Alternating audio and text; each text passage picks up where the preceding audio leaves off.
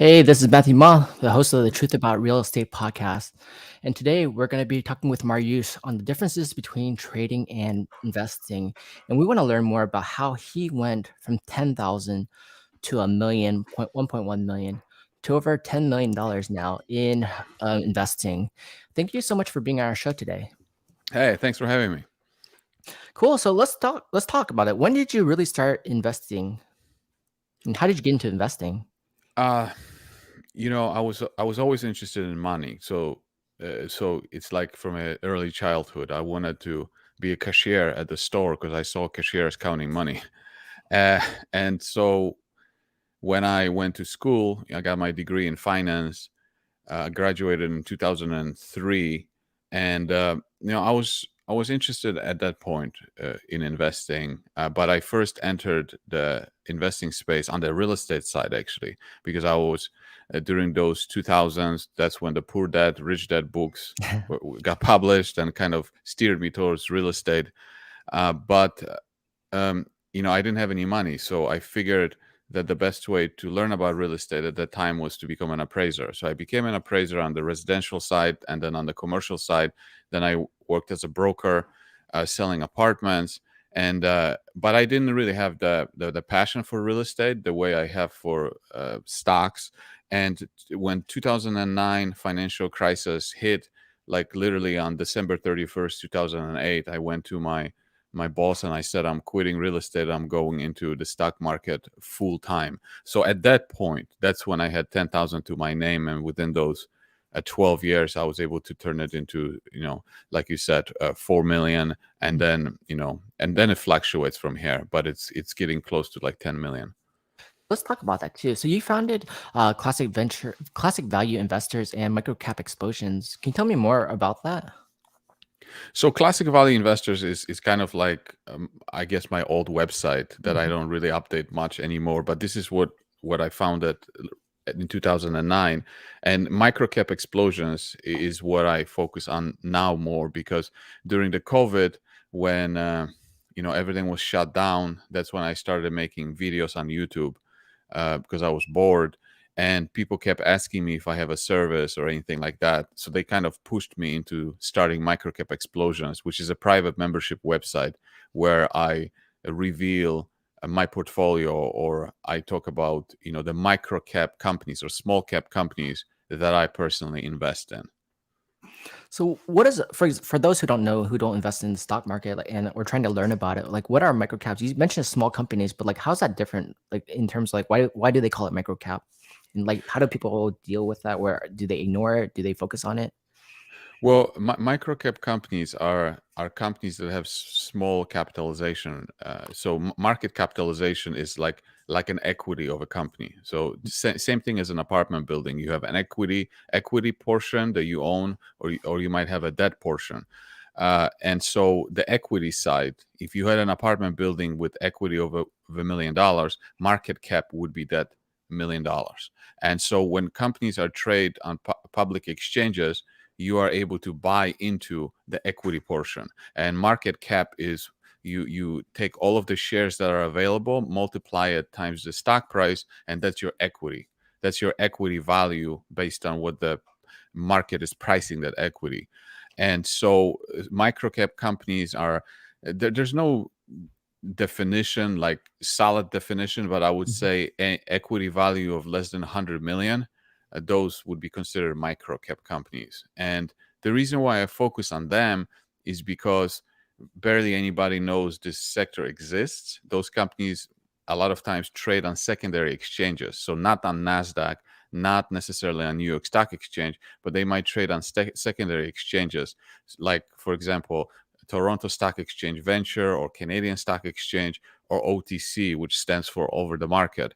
And I would say 99% of stock market investors don't even know these exchanges exist. Uh, but I focus on them because I have very little competition, because so few people are aware of it. And smaller companies tend to be ignored by the investment industry, because the investment industry, which is run by institutions, hedge funds, financial advisors, they ignore that industry because they're too big. They have so much money under management, and they have to look for places where they can put a lot of money to work at one time. And you can't really do this when you're investing in companies that have equity value of 10 million or 50 million. You would have to find hundreds or thousands of these to fit Yeah. a lot of money in. So the institutions are out. I have no competition from the institution point of view. And then as far as retail, what retail? I mean, they're chasing Bitcoin, crypto, AMC, meme stocks. They don't even know this sector exists. So I don't have competition from the institutions. I don't have a competition from retailers, and the people that are in that space. Actually, I always make fun of it because those people that are in the microcap space, they're interested in pot and gold. So I always joke about it. I say that they're high on pot and they're looking for gold. That's So funny. the real companies in that space, it's they don't have that much competition. So that's how I was able to make so much money, purely because of that. Nice. That makes total sense too, because you're looking for opportunity where others aren't really focused in, and then that actually gives you an advantage too. Because if the more experience you build into that area that you are interested in, and the more you find, and the more you have knowledge about it, and the less competition you have against it, the more likelihood you can really build that experience and value and increase your margins because you're focusing on that one there. And maybe there's a reason too. Like these companies out there, yeah, they like you mentioned too, they have so much money that they need to spend it elsewhere because they can't spend time looking at thousands of small companies. They need to put their money into these funds, these companies, and at some point look at the returns. Another point of view too would be how does that compare a microcap company versus a big large company, and then the risk factor. Well, I mean, anytime you have a company that's smaller, in general, smaller companies are riskier and they are less established. Okay. Uh, but I would say that 80 to 90% of those smaller companies are not investable. Like they're too risky. They don't have revenues. They have a business model that I'm not even interested in. Like if they're doing cannabis or they're looking for cure for cancer, no, thank you. But then there's those 10 to 20% of companies that are very interesting that either have, and I'm looking for good businesses. So I'm looking for businesses that maybe have a product that once clients are using it, they're kind of locked in. So there's high switching costs. They have something special about them. Or there may be companies that are going to become big and now are smaller, but are already winning clients, already have revenues. That's the kind of stuff I'm looking at. I'm looking for.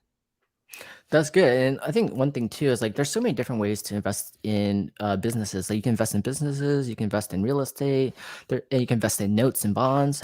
There's so many different ways. And I think it comes down to just being like what you focus on. Like, for example, you mentioned too, in real estate, it wasn't something of really being a passion. You found more passion in investing during, especially during a crash like in 2008.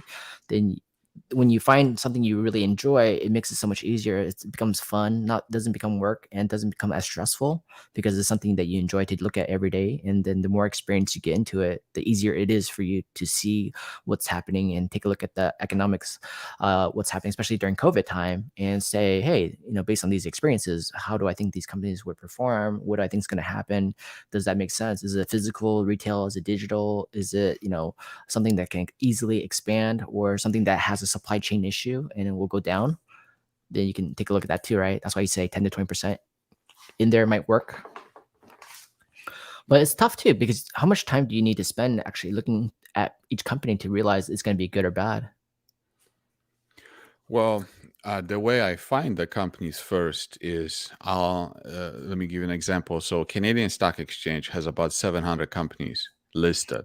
So I would go through every company on the exchange one by one. But a lot of them I eliminated very quickly because if they don't have revenues or if they are in cannabis or gold and silver, I just eliminate them right away. So you narrow it down to maybe like 80 from that list, and then you narrow it down again to maybe like 20.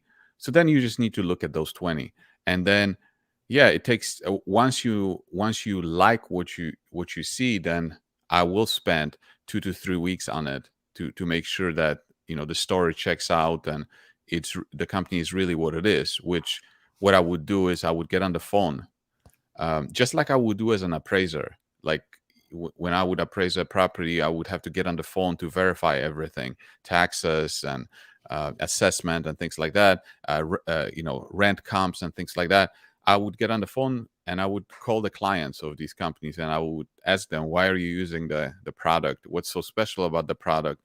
I would call the management, of course, because I want them to sell me on the idea. And then I would talk to maybe employees or former employees. Former employees are good because they tell you all the dirt about that you need to know. And so that's how I would find out if if this is for real, because every company out there will tell you they're the best, they have the best technology and all that stuff. Well, if you talk to the clients and the clients tell you why they're using it and why they're not using the competitor, you really can find something special there. um, yeah. That's a good point too, because yeah, especially in that point of view, you're actually diving in deeper. You're talking to people who have reference to it, such as clients or past employees. Past employees are a great resource too, because they'll tell you all the reasons they might hate it. But it might be Mhm. dependent on just one factor, like okay, a bad boss in per se, but that doesn't mean the company's actually bad. It might mean just a bad boss in a bad department. But as the more people you talk to, the more you realize the real story behind everything. And some people might like it. They might have just left for that own reason, or like you mentioned too, clients who are actively using it, why they're using it, maybe they're aware or they're not aware, but the more you engage and learn, the better it is, because once you find the hook and that hook is there and people want to use it and it becomes a sticky platform, then the more likelihood that it can continue growing. And as their marketing gets better, or the just awareness, brand awareness gets better, then it can start growing, right? Yeah, yeah, and But in general, to be frank, mhm, you're not really looking for a perfect company, yeah, because n- like a perfect company doesn't exist. yeah. You're just trying to find out what it is that you're getting yourself involved in, and I'm not saying that there won't be any criticism about the CEO. I mean, how many times do we encounter in life that a person is a complete moron and a bad human being, but that human being can be successful in business because he can solve the client's problems, and the clients will give him business even though in his personal life he's not the greatest person on the planet. Exactly. And then there's some good leaders and you might not believe them or feel that way about it, but they'll lead you to success, right? Like you look at Amazon, Tesla, everyone and how they work so hard to get to where they're at, how they're willing to fail and willing to learn and try. But they're the 1% who stand out from everyone and who are taking massive action. Yeah, So and you gotta look at find look those. look look at Apple, for example. Steve Jobs. Mhm. I mean, he wasn't the nicest person. Okay. People complain about him. He wasn't even honest with Steve Wozniak. He screwed him out of money, not just one time. So it's good to know. It's good to know that. And actually, I missed out on Apple because of that, because I had this view that Steve Wozniak is not. No, Steve Jobs was not the not an honest person. But at the end of the day, you have to. It's good to know. It's good to know that what the person is like. But then the most important thing is the business. Can they make the business successful? Can they solve the problems for its clients? And if they can, it's going to show up in revenues. And if they can run it successfully in terms of profitability, the business is going to be successful. And you, as the owner, a partial owner in the business, you're going to succeed. Yeah, that makes total sense. And when you look at these micro cap companies versus the big companies, how are, in general, how are these companies doing right now, especially during the last 2 years? And then how does it look for investors in your returns? Well, it depends on which ones, Hmm. because like the entire like this the exchange that I told you about, TSXV, which is Toronto Stock Exchange. If you look at Toronto Stock Exchange return over the last 12 years as a group, it's down, because like I said before, 80 to 90% of those companies that are there are toxic and I wouldn't touch. You're looking for the 10 to 20%, and uh, some of the companies that I got involved in did very well. One company almost made me 100 times my money. Another company did 10x my money. So I focus on individual companies. If the story and the business of individual company is good, it's going to make me money. And if I don't overpay for the stock, then it's so easy to make money when you pick the right company and you Yeah. don't overpay for it. Okay, it's so easy, but it's so hard to make money when you choose a really bad business, and especially when you overpay for it. It doesn't matter how much you know about the company. It doesn't matter how wonderful the CEO is. If you pick a bad business, a bad industry, and you overpay for it, it's almost impossible to make money. So how do you know? How do you use your gut, your knowledge, and know you're picking a good company versus a bad company? Are there what indicators do you see as either being good or bad upfront? I wanna have a good quality revenues. So Hmm. if I have a choice between recurring revenues or one-time revenues, I want recurring revenues, That's true. Yeah. and I want revenues that are high gross margin revenues, because a company A with uh, $100 of revenues might not equal to company B with $100 of revenues. How much are you making on those revenues? What is your gross profit margin? I want companies that have 50% profit margin or more, or are on the way of improving that margin, because if the margins are good, then the bottom line is likely to be achieved.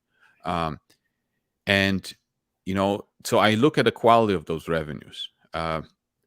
I look at how sticky the customers are, because the stickier they are, the more high quality revenues I have. And then I look at how much does it cost to grow those revenues. Um, there's a capital intensive way of growing revenues, and there's a cheap way of growing revenues. If you have an apartment building, 10-unit apartment building that's fully occupied, how can you grow revenues? You have to build another apartment building, or Yeah. you have to buy another apartment building. That's capital intensive. But if Yeah. you have maybe a technology platform, how much does it cost you to double the clients? Nothing. Very little, because your platform is already built. So you might have to spend some money on marketing. Well, you also have to spend money on getting new tenants to your apartment building, but you don't have to build another business. So that's important. How do those revenues grow? Do the revenues grow in a capital intensive way? If for example you're in the business of taking people on cruises, like ship cruises, how can you increase revenues? You got to build another ship. Well, another ship can cost you $100 million. You see, those kinds of businesses are not the businesses that I want.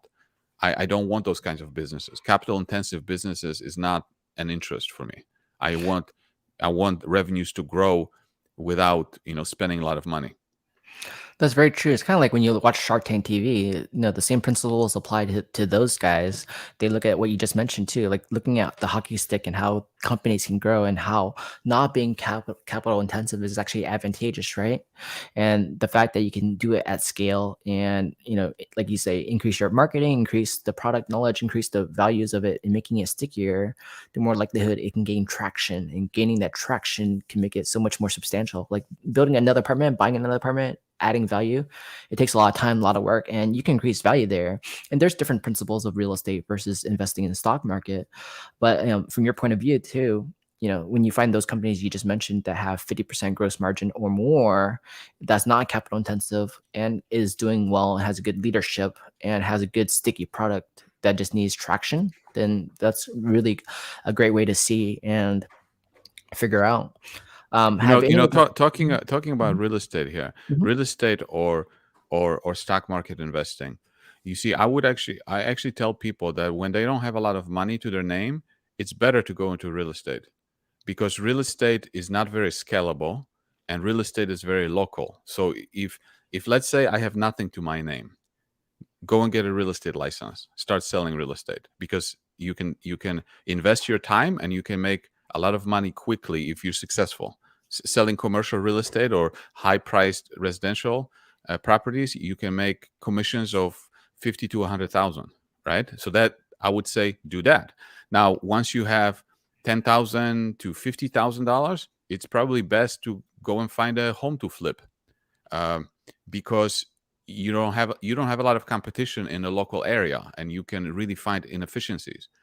But once you reach another level, 500,000 or a million, then then it's better to actually go into the stock market, because then you can get a lot more leverage, because you can simply buy more shares of the company that you want. And to do this in real estate, it's which is not very scalable. You have to hire more people. You have to get more money from the bank.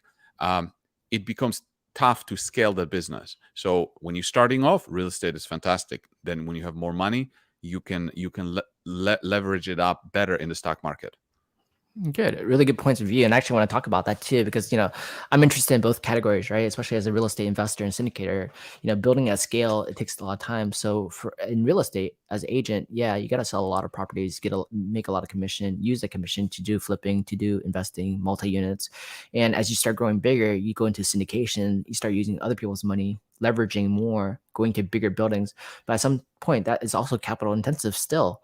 And then when the opposite side of things I look at too is the stock market. How does that work? How does it play into everything in the economy? And then, spending your time also too. If I'm not a full-time investor in the stock market, it's harder because I have to spend X amount of time. I'm not getting as knowledgeable quickly to do it. So then you really have to depend on other people to help guide you through that process, to understand these companies, to dive deep like you're calling people, finding out more details about per company. I'm spending my time looking at real estate properties, multi-units, and figuring that out. But going back to one consideration I always look at too, and I want to ask you about is like, okay, if I were to invest X amount into stock market, things come in like, risk factor, taxation benefits, over time, like short-term, long-term capital gains on that. And how does that play in the long-term effect with the risk calculated in? How does that money versus real estate, which in the real estate component of things, I have depreciation, cost segregations accelerated. I can have investments and I'm getting residual return on rental units. And I can create, by doing add value, I can create equity onto the property and resell it. And the risks for me, even though it's more capital intensive, might seem lower just based on experience. Yeah, I mean, How do you look at that? real estate is absolutely wonderful from that point of view. Mhm. I mean, you have depreciation you can use to offset your income, and when you take debt on the property, you can deduct interest expense. It's wonderful, and then you can use 1031 if you want to Yeah. delay your capital gains. Yeah, absolutely. And actually, I started in real estate on the appraising side and brokerage side, and then I left it. But now that I have some gains, I'm actually looking back into real estate because I do want exactly what you said. As a way to diversify income. Recently, I was looking at a mobile home park. I wanted to buy a mobile home park in Texas, and I went to look at it, and we ended up walking away from it. But exactly for those reasons that you mentioned, I am looking back at real estate, you know, to be able to generate monthly income that is shielded from taxes. Because I just finished my taxes right now, Mhm. Yeah. and I'm like, I owe like 400,000 Yeah. It's a for lot. last year, and I'm like, oh, yeah. But at the end of the day, it's like, if I owe so much money, that means I made a lot of money, and I made successful investments. So it just depends, uh like if I can make 4 times 10 times my money, Mhm. uh it might be more beneficial. But then I want to take some of that money and put it in real estate to create that stability. Yeah.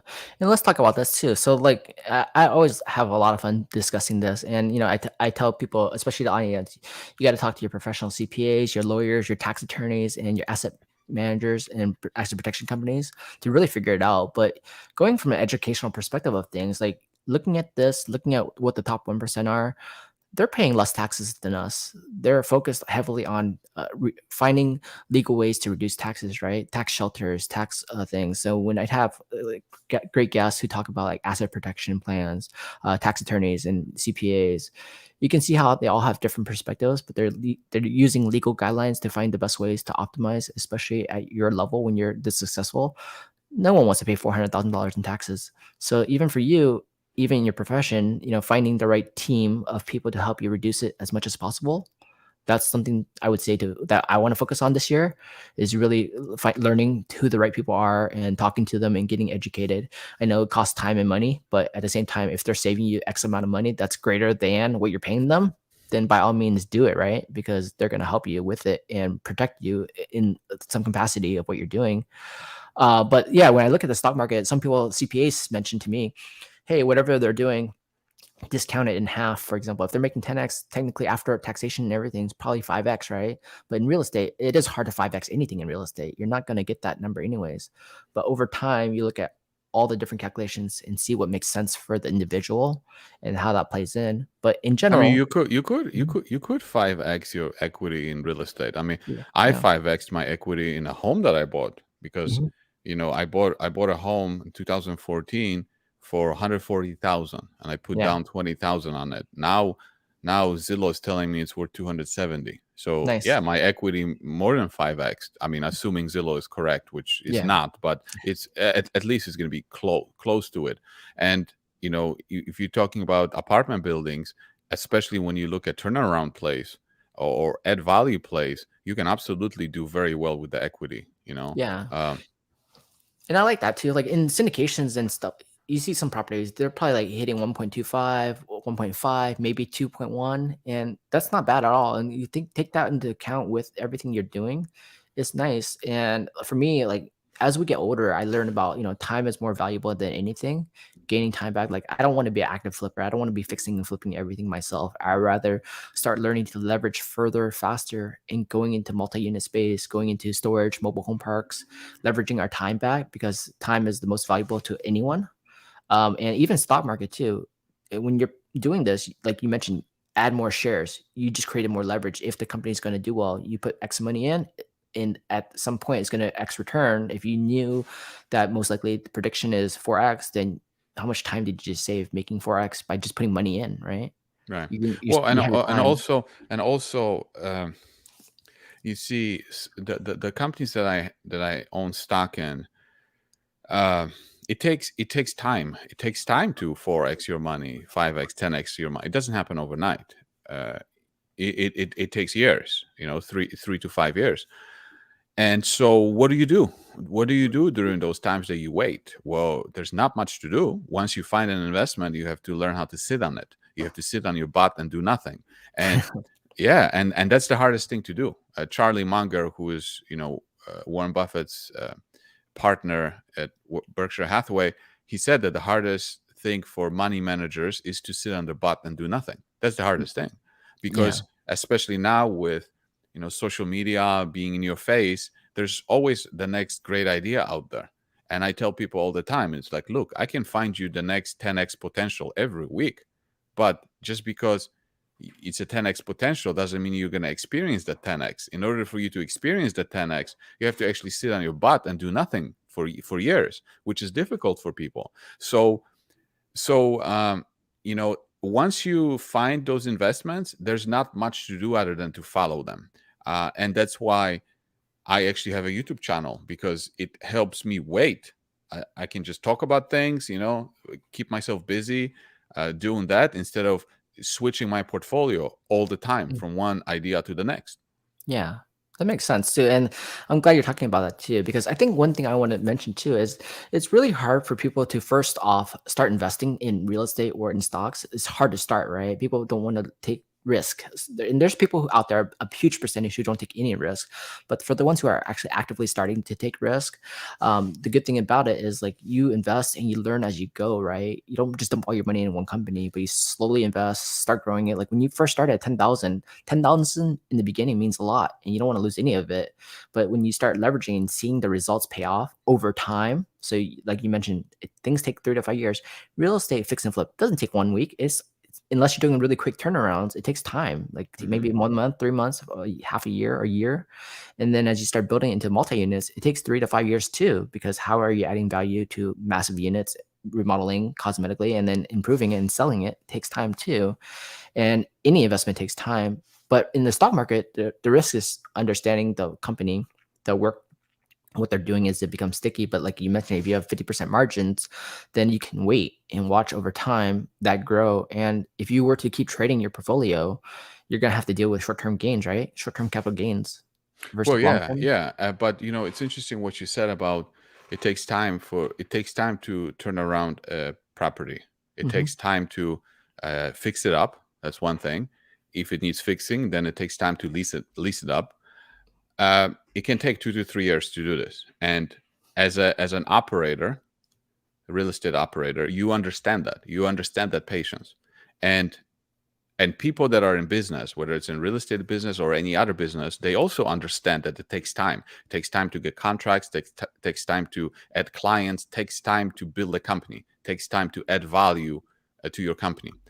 And if you took those same people, and a lot of times I see this, people in business world, you take them into the stock market investing, all of a sudden they forget that it takes time. Now it's like, oh, they're impatient. They want things now because the ticker symbol is being quoted to them every day.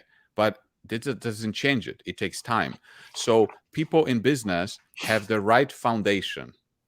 They have the right foundation, right understanding to be successful in real estate, to be successful in the stock market.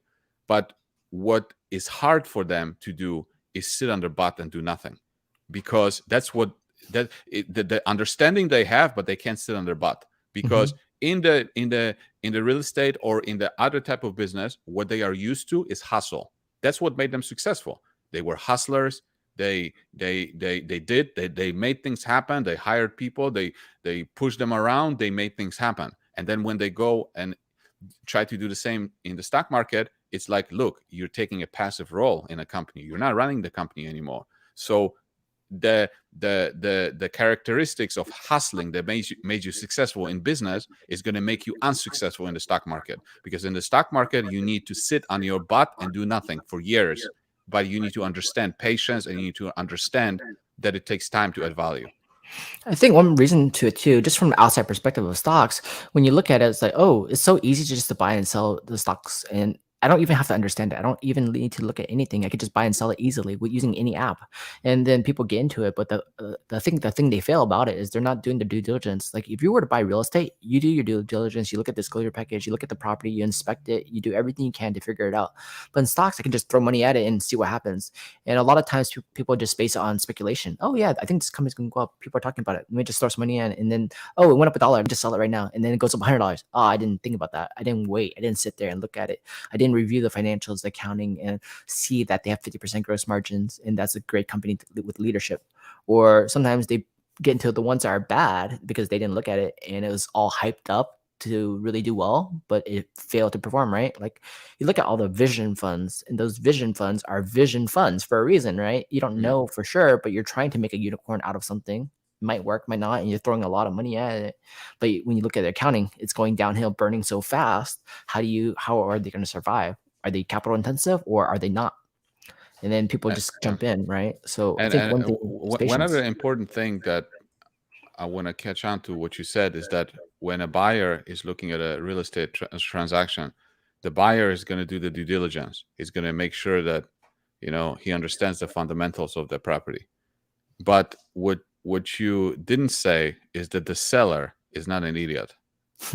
Okay, the seller of a real estate property is a fundamental. It's a business person. He or she knows exactly how much rent this property gets, what the taxes are, what the market is. Okay. He is not an idiot. He's not going to sell you the property for 10 cents on a dollar.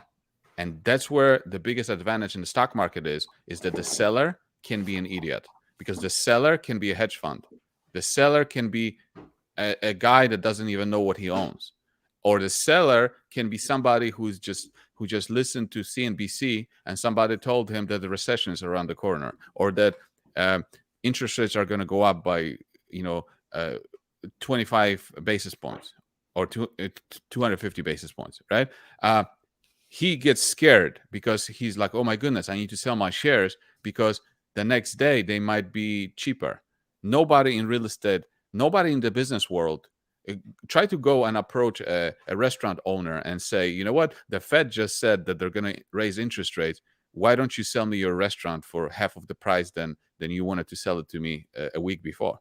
He's going to, tell you nicely to leave the restaurant, or he will kick you out, not nicely. All right. It doesn't happen in the business world. In the business world, people are smart. So the fluctuations in what they're willing to sell you, their business or their property, are not as great as what you can get in the stock market, simply because you're dealing with owners that are not true owners, and you can take advantage of them. Yeah, and that's the part of it too. Like, okay, now I have to, for example, if they're doing full-time jobs or working everything, how do they spend time investing and learning about these companies, calling everyone, talking? But like you mentioned, when you first start off, you dedicate time, you grind it out, you start learning about it, you start figuring it out, and like, as you slowly invest more and more money, you start learning about it and creating results. And even for you, how, like, let's talk about how did you go from 10,000 to 1.1 million in the start? Like, what's all the challenges you went through to do that? So it took me about I mean, because I invested in 2009, which was at the bottom, so it took me about 12 months to go from 10,000 to 100,000. But then it took me about 7 years, and I stayed at that level for about 7 years, because I had a 4-year period that was absolutely horrible, and then from 2016 to now, it just exploded. Um, and the period that was so horrible was from 2011 to 2016, because I got involved in the gold mining sector, and I got involved in the worst business that that's humanly possible. That's when I realized, no matter how much you know about companies, when you invest in companies that are terrible, uh, you're not going to end up very, very nice. And Warren Buffett always says, invest in a company that even an idiot can run, because one day an idiot will run it. And so I took the quote and I said, do not invest in companies that even a genius cannot run. Uh, and that's your gold mining companies. If it wasn't for that period of, you know, those four horrible years, my performance would have probably been better. But you live and you learn. Yeah, and I think that's all about it. Like I was just doing an event yesterday talking about failure. Like, you're not failing, you gotta keep trying, right? And even if you fail 10,000 times, you're actually learning 10,000 times how to not do it the wrong way. You're learning how to do it the You right way. you you learn more from failures than you learn from successes. And if you only have successes, then your ego might get just a little bit too big. So Yeah, I so I am very thankful for the losses that I had, because now, I'm humble, and I always realize that another blow up can be just around the corner. So that's why I choose to invest in good quality companies. Uh, that's number one determinant, because if the business is good, even if I make mistakes, just because the business is good, it will probably bail me out. yeah, you're right, and you're also invested in multiple companies. So you're actually even in your investments, you're still diversifying because you're investing in multiple companies, and you have different sectors within those, and the ones you like and trust, and you see potential even during this time period of COVID, meltdowns and things like that. If you can see sustainability within those companies, and you are patient to wait it out, and knowing that they have the right leadership, then it can be exponential. But the hardest part is waiting, sitting there. Like, who wants to see numbers drop down? So, and then, for example, even Amazon too, right? The numbers are not always positive. They're going up and down. They fluctuate even over 20-year period. It took a lot of time, right? And the goal was to always growth. Yeah, the volatility is, if you want to make a lot of money the way I'm making it, you have to have a stomach for volatility, because one of the things that I like about my sector is the lack of competition. But one of the reasons why there's lack of competition is because smaller companies have more volatility, and volatility scares people, and Mhm. volatility keeps people away. So if I can handle that volatility, that automatically eliminates so much competition. Yeah. Let's talk about like, what do you think about Warren Buffett, and like how is his strategies? Like, what does he do? Well, um, Warren Buffett is what got me started into this whole thing. And what I appreciate about Warren Buffett is that he approaches investing from the point of view that there is something behind the ticker symbol. There is a business behind the ticker symbol. And so, invest intelligently, invest fundamentally. But what I do different than Warren Buffett is that I invest in a way that young Warren Buffett would invest, because someone asked him a question at Berkshire Hathaway what he would do if he had $10,000 to his name and he was graduating college. He said he would go after small companies and he would start A through Z, look at them one by one. And he would do that because the investment industry is not set up to benefit from small companies. So the probability of mispricing is the greatest at these small companies that are obscure, that nobody knows about. So that's really what I'm trying to follow, is exactly what he would do if he was younger. Because right now he cannot do what I'm doing because he has too much money. He has to go after the big wells, uh, and he just doesn't have time, and the whole industry doesn't have time to go and invest in the things that I can. Um, but just like what you said, when you have 10,000 to your name, don't go after apartment buildings. Go after single family homes, like, because you're small enough that you can do this. But then as you become more and more successful, you are forced to go after bigger buildings, after bigger properties, or maybe even portfolios, simply because of your size. And because of that, you are not going to pay attention to the small opportunities that might be just around the corner in this neighborhood. Yeah, and I think about that all the time too. Like, for example, when you talk to new investors, new buyers, there's really you don't have to stay to your local market in real estate. You can actually go anywhere. The problem with it is people don't want to spend time in researching, investing, and looking at different markets to figure out different segments, growth opportunities, net migrations. They don't want to sit there and learn this. But at the same time, if you have $10,000, you need to start investing, not just leaving it in the bank. Inflation kills it, and you got to realize, okay, with this investing money, this play money, at my age, I can take risks, especially at a younger age, and I can use this as an opportunity to learn, to start investing, to find an area where I can invest with zero down, 3% down, 10% down. And there's homes in the market in the US that are relatively cheap, but still have really good cash and cash. But if you don't spend the time researching, just like you do in the stock market, then you never get the opportunity to find it, right? That's right. People want to be told where to invest their money.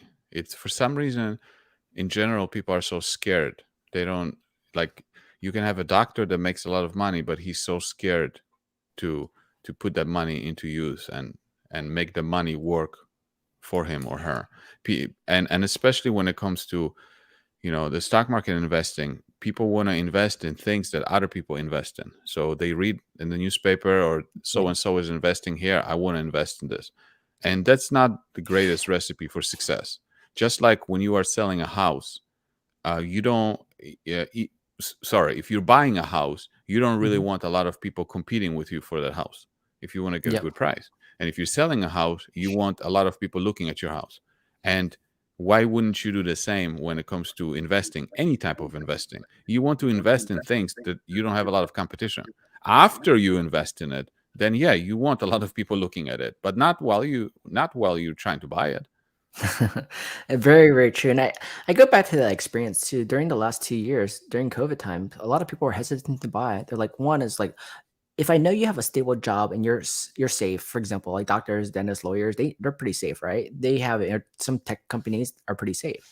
But even during this time period, a lot of people are hesitant to buy real estate. They're hesitant to buy, sell, trade, even though the opportunity was there. And the interest rates are so low, they're like dirt cheap, free money. And even then, like, oh, let me just wait and try to find the right opportunity a year later after COVID or 2 years later now. And guess what? The prices skyrocketed and the interest rates are climbing up, and you're losing purchasing power. And they go, oh yeah, and because now everyone's buying, I want to go start looking. I'm like, well, you had 2 years to not to look, and there's so much opportunity that you passed because no one was looking or people were scared, even though you had a stable job. Yeah, You know, it's interesting because when we bought our house in 2014, we bought it during the winter. And that time. at that time, uh, not very many people, like those homes were sitting on the market, Hmm. and we were at a different state. We my girlfriend and I, we were both real estate appraisers. So when we saw the house, we bought it without seeing it Yeah, because we knew it was a good deal.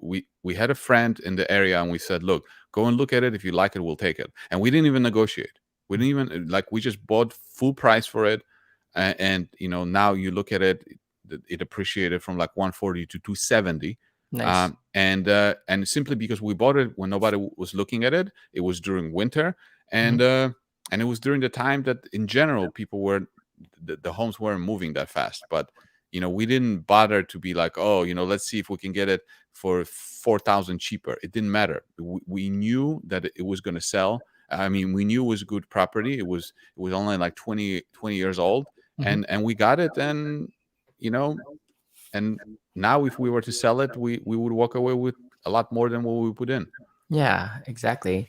Imagine that too. So even for you, it comes back to now that you've been building so much in the stock market that you're using some of this money for the real estate market, and there's still opportunity for a lot of equity growth, even from going doubling your money there, getting the tax benefits if you're exchanging and everything else. Hmm. That over time, that takes care of a lot of growth as well, and the tax benefits for yourself. So Yeah, that's that's good right. that you're looking at both sides of things. It's always good to diversify and to look at actively how can you help financially build your portfolio while reducing taxes. Yeah, that's right. What's the difference between trading and investing? Okay, when you're investing, I guess it would be the difference between investing in real estate or flipping it. Mhm.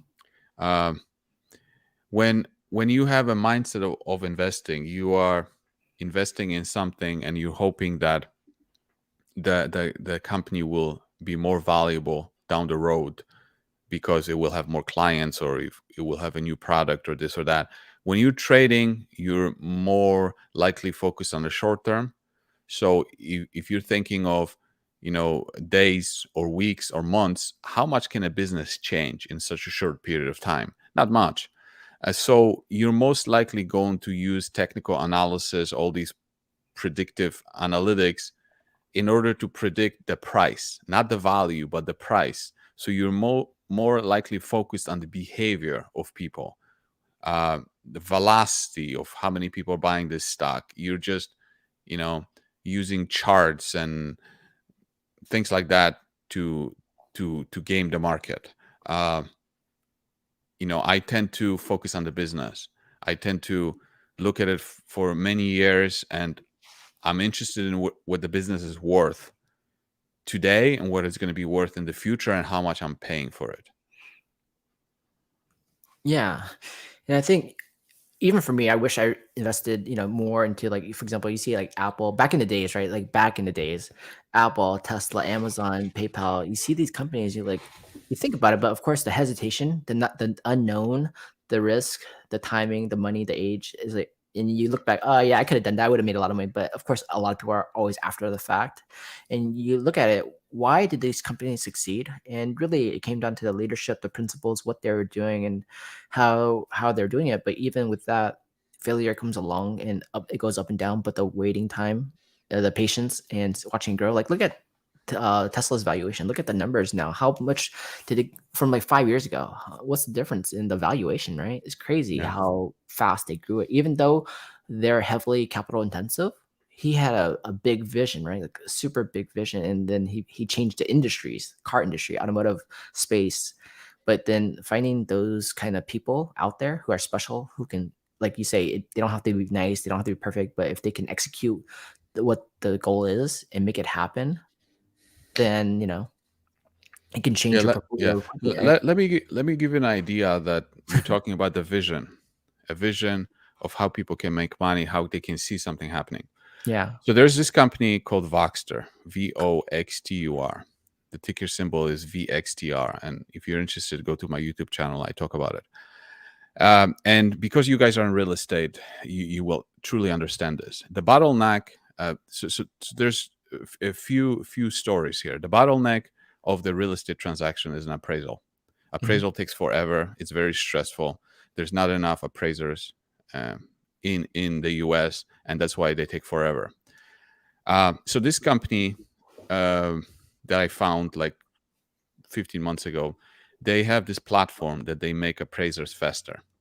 Uh, they uh, they uh, they feed them data that to make them faster, and they're solving this problem that's a bottleneck in the appraisal industry. And now the major clients like UWM, United Wholesale Mortgage, are signing up for this platform to be more competitive because they want the appraisers to be faster and cheaper.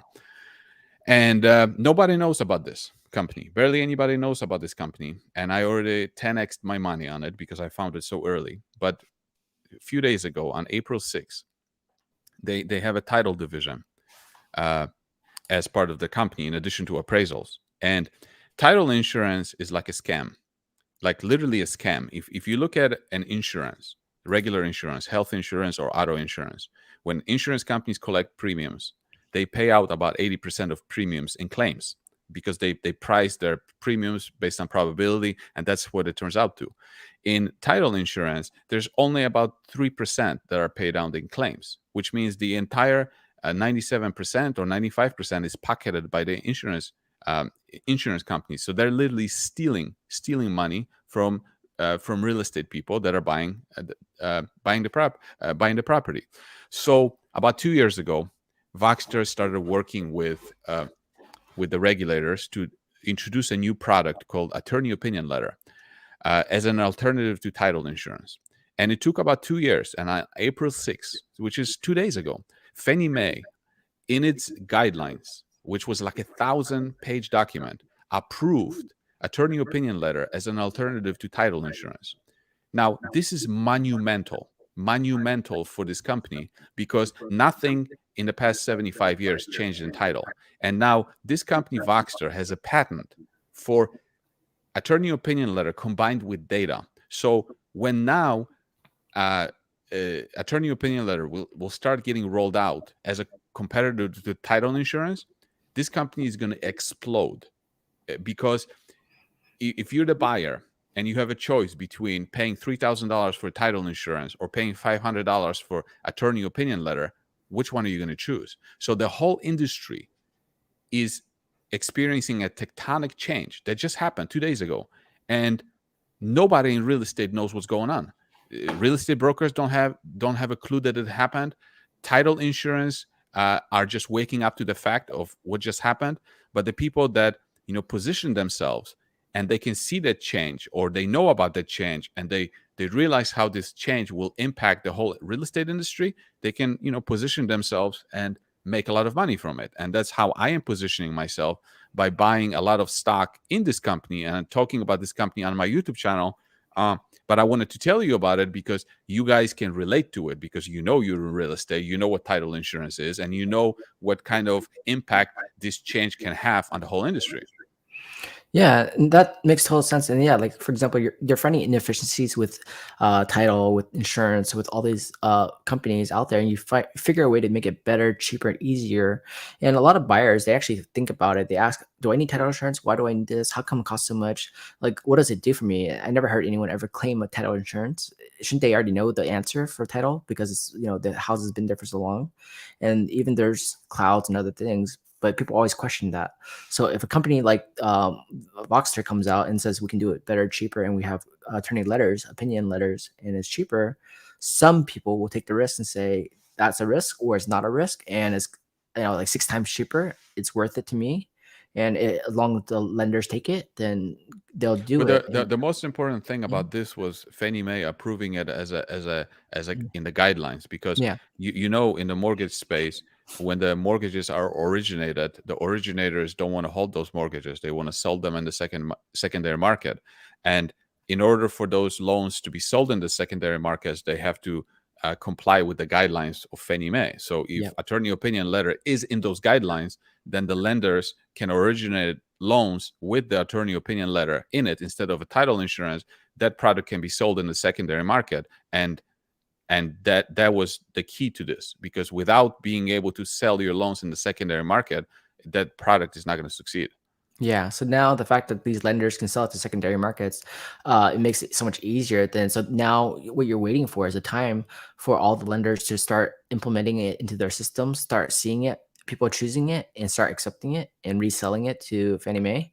So when that happens and you see the explosion of the company actually being utilized, then their stock should go up, right? Yeah, well, they're starting off in 4 states. They're starting off in 4 states, and they have 4 lenders or insurance companies already starting on the platform next month. So it's going to start, slower, as any new product starts slow. but then they're going to roll it out to every state in the US. And if and they don't have to destroy the whole title insurance. They just need a small market share of Mhm. that, to in order to, because these numbers are so huge that any percentage of that is huge for a small company like that. And you're right, the stock price is probably going to go absolutely nuts when people realize what's going on. And also sometime in the second quarter, this company is going to go and uplist from the Toronto Stock Exchange venture to Nasdaq. And when it goes to Nasdaq, then it's a completely different game. And I personally own about 1.3 million shares. I think I'm gonna make 50 million on it based Nice. on what I think that the stock is gonna do, fundamentally when these things happen. That's big too, because like, you're not taking it by a small chunk and just say, okay, I just put like 1,000, 2,000, 5,000. You put 1.3 in it.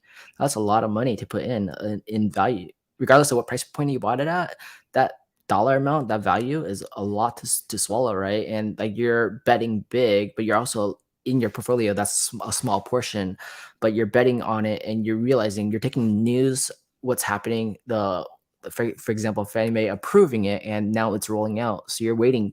Next thing for you is waiting. How long do you think you need to wait before you can like hit 10x, 50x? As long as it takes, it might take 3 years, might take 5 years. I just know that this is a very big problem in the industry, Yeah. and Fannie Mae and HUD are addressing it.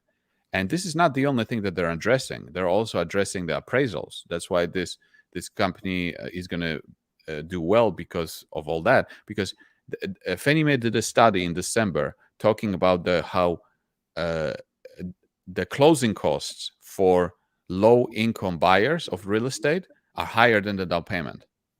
How crazy is this? That Yeah. the cost of the appraisal and title, because these are the most biggest contributors to the closing costs, are higher than the down payment. So they're addressing this issue. They're addressing this issue by changing some standards on the appraisal side, where now desktop appraisals can be used for as regular appraisals, where before you had to have a full-blown appraisal with the appraiser going and inspecting the property. Now desktop appraisals can be used for purchase transactions, which means that the appraiser doesn't have to leave the office. So that speeds up the whole process.